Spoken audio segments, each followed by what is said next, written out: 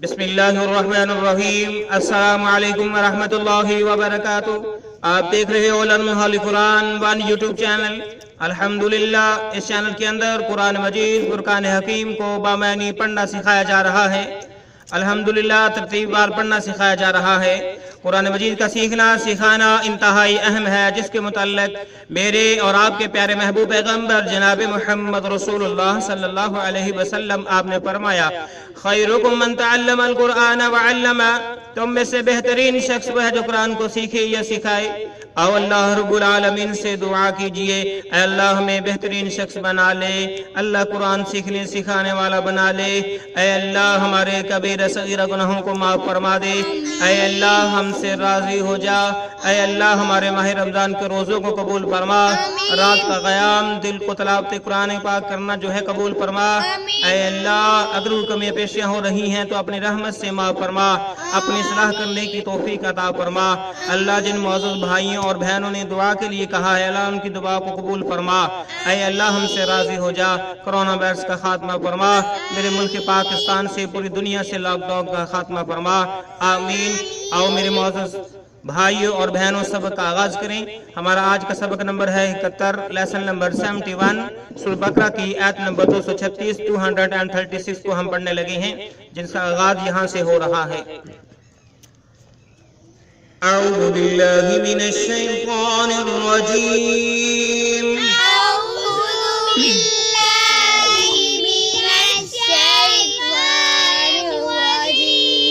बिस्मिल्लाहिर रहमानिर रहीम। ला जुनाह अलैकुम। ला जुनाह अलैकुम। ला जुनाह अलैकुम। इन तल्लक़तुमुन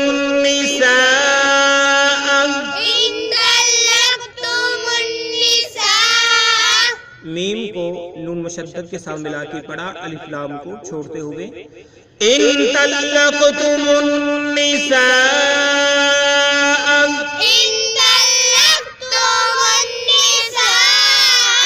इन तल्लक़तुमुन निसाअ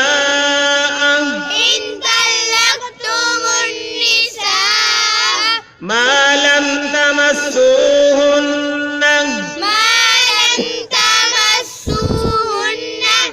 ما لم تمسوهن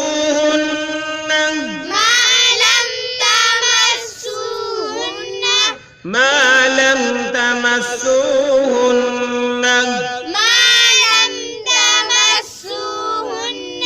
أو تفرضوا لهن أو تفرضوا لهن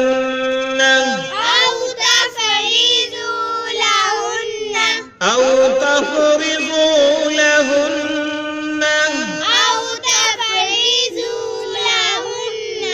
अगले पेज पे लफ्ज है फरीज़ा। फरीज़ा फरीज़ा। फिर पढ़िए। ला जुनाह अलैकुम इन तल्लक़तुमुन निसाअ।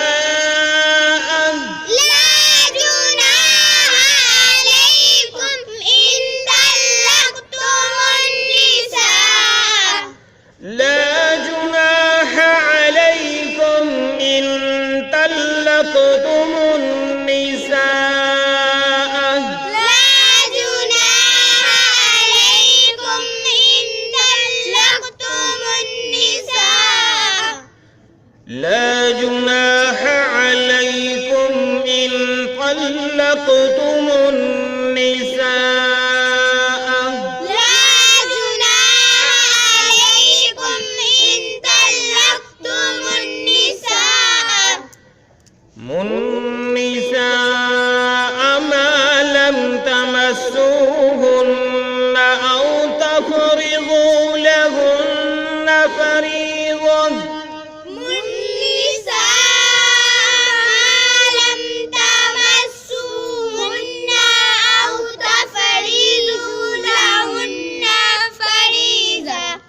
ما لم تمسوهن أو تفرضوا لهن فريضة ما لم تمسوهن أو تفرضوا لهن فريضة ما لم تمسوهن أو تفرضوا لهن فريضة ما لم تمسوهن أو تفرضوا لهن فريضة فريضة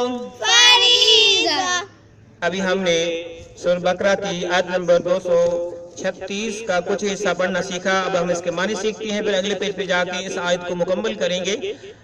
لا جناح علیکم، لا جناح نہیں گناہ علیکم تم تم پر، شاباش، یہ لفظ ریپیٹ ہو چکا ہے. لا جناح علیکم تم پر کوئی گناہ نہیں ہے. ان اگر ان میں نہیں اگر طلاق تم طلاق دو، طلاق تم ان طلقتم النساء، جب ہم ملا کے پڑھو عورتوں کو کہ تم طلاق دے دو النساء عورتوں کو.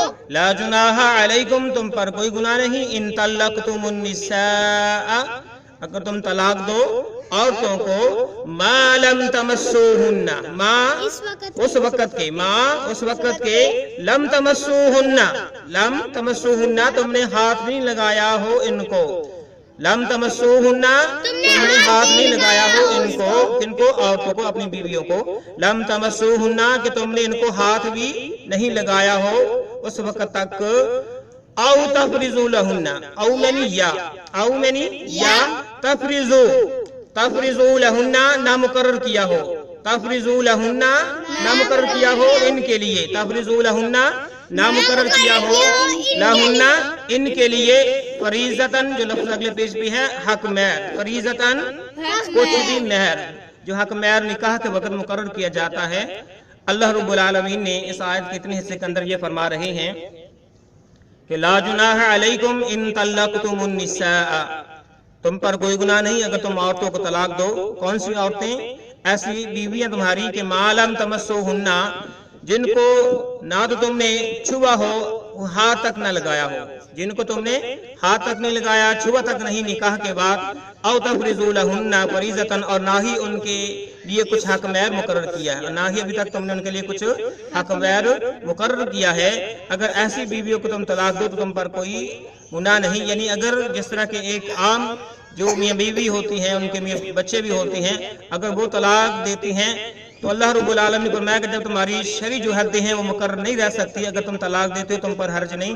تو اسی طرح وہ شادی جس کے اندر ابھی تک جو ہے رخصتی بھی نہیں ہوئی اور حق مہر بھی جو ہے مقرر نہیں ہوا، اگر طلاق دے دی جائے تو وہاں پر بھی اللہ رب العالمین فرماتے تم پر کوئی گناہ نہیں ہے، کیونکہ تم جو ہے یہ سمجھتے ہو کہ اگر یہ شادی آگے لے کر چلتی ہیں تو ہم اللہ کی جو حدیں مقرر کی ہیں ان کو قائم نہیں رکھ سکتے، تو اس لیے طلاق دینے میں بہتری ہے، تو تم پر کوئی گناہ نہیں. تو مزید اس کے جو ہے آگے احکامات آیت کے بقیہ حصے کے اندر دیکھتے ہیں. یہ دیکھ لیں فریضہ، ٹھیک ہے، اس کا معنی ہے کچھ مہر. فریضتاً اس کا معنی کیا ہے؟ حق مہر جو مقرر کیا جاتا ہے. تو اس پچھلے آیت کے اندر، پچھلے جو ہے پیج کے اندر ہم نے پڑھا تھا، یہ لفظ جو ہے وہاں پہ پڑھا تھا فریضتاً، تو نظر نہیں آ رہا تھا، اب نظر آ رہا ہے، غور کر لیں. فریضتاً کچھ مہر. تو اگلا آیت کا بقیہ حصہ پڑھتے ہیں، بات کو مکمل کرتے ہیں اور سبق کو بھی مکمل کرتے ہیں. وَمَتِّعُوهُنَّ وَمَتِّعُوهُنَّ وَمَتِّعُوهُنَّ عَلَى الْمُوسِعِ عَلَى الْمُوسِعِ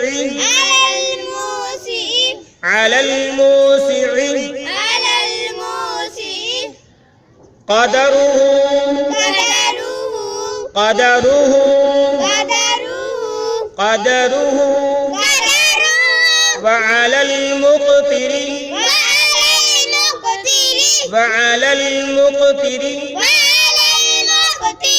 وَعَلَى الْمُقْتِرِ قَدَرُهُ. جب وقف کریں گے تو اس طرح پڑھیں گے قَدَرُهُ متاعا متاعا عین کو اوپر چھوٹی سی میم نظر آ رہی ہے، اس کے ساتھ ملا کے پڑھیں گے متاعا متاعا متاعا بالمعروف بالمعروف بالمعروف بالمعروف اگر ہم وقف کریں گے تو اس طرح پڑھیں گے بالمعروف بالمعروف بالمعروف بالمعروف حقا حقا حقا حقا على المحسنين على المحسنين علل لام کو لام ساکن کے ساتھ ملا کے پڑھیں گے على المحسنين على المحسنين على المحسنين على المحسنين آئیں پھر پڑھیے ومتعوهن على الموسع قدره وعلى المقتر قدره ومتعوهن على الموسع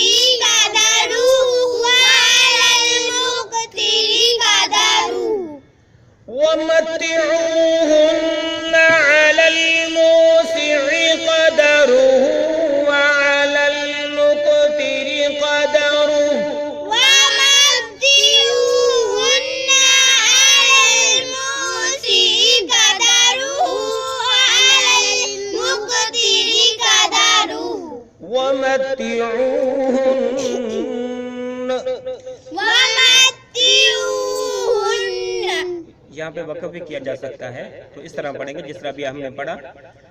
آگے علل لام کو لام ساکن کے ساتھ ملا کے ہم نے پڑھا ہے، اسی طرح وعلی المقتری وہاں پر بھی ہم نے لام کو لام ساکن کے ساتھ ملا کے پڑھا ہے، غور کر لیں۔